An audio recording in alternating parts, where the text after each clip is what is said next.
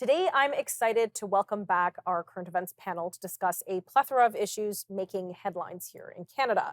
We're going to tackle Canada's auto theft surge and what's being done to combat it. We'll discuss our national consumer watchdog, who apparently never followed up with a single complaint. We'll touch upon the criminal trial against Freedom Convoy organizers Tamara Litch and Chris Barber. And we'll cover concerns about Canada's temporary foreign workers program. And perhaps if we have time, we'll chat even about the Federal Conservative Policy Convention happening in Quebec City. Lots to get through. Hopefully we'll have enough time. So joining me now to help us unpack it all is Peter Stock and Russ Kuykendall, both political contributors and commentators. Welcome, gentlemen. Thank you so much for joining me today. It's always a fun time when we're on current events panel, so we'll cut right through. Why don't we start with you, Russ? What's going on in regards to Canadian auto thefts? Apparently they're on the rise. Yeah, my understanding is it's up by 50% in some jurisdictions, in Ontario and Quebec in particular. And it's about half that theft can be traced through the Port of Montreal, and then a fraction through the Port of Halifax. And then most of the remainder is through the Port of Concord, which is directly north of Toronto. It's a container port about, 45 minutes to an hour directly north of the GTA. And what the thieves are doing is disabling the push button starts, or overcoming the push button starts and rekeying. And they've got apps on smartphones that they use to open up the doors. And then they're able to get into the car and start the car and drive it off within minutes, out of people's driveways, from supermarket parking lots, mall parking lots, you name it. And then typically they're loaded into containers, steel containers, which is how most of the freight around the world travels.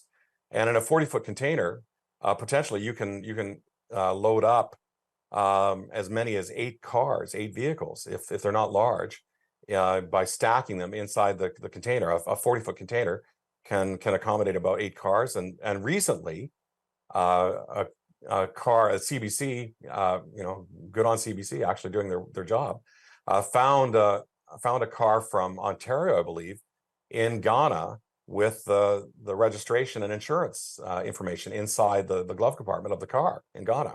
Wow. And alerted the owner, but insurance rates going way up as a result. Okay, I want to talk about that in a moment.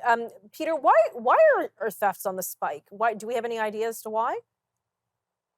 Yeah, I think there are a couple of things here. One is that, first of all, our police forces, sadly, are becoming more and more politicized as time goes on.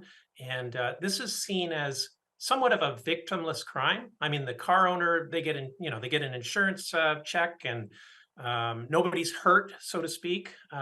So the police they're not dealing with these financial crimes in the way that maybe they once did.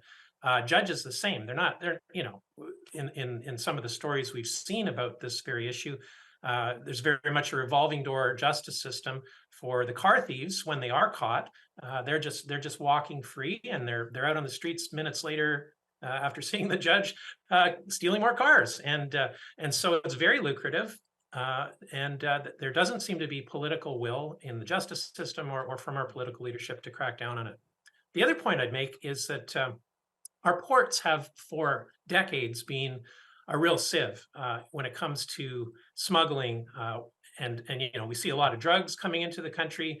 We're seeing stolen cars leaving, and firearms are another thing. I mentioned it's a victimless crime when it comes to the car thefts, or at least it's seen that way, but it won't necessarily remain that way if people are smuggling in, let's say, firearms or supporting terrorist organizations. So we are not doing enough at our ports. We need to be doing more.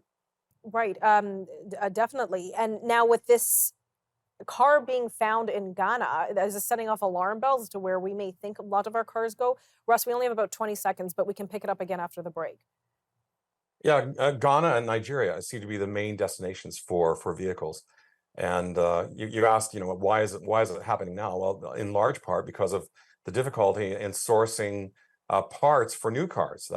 Waiting lists for new cars are 2-3 years long in some cases. Okay, I'm going And to pause you so there, and I want to expand on that in just a few moments. We'll be right back.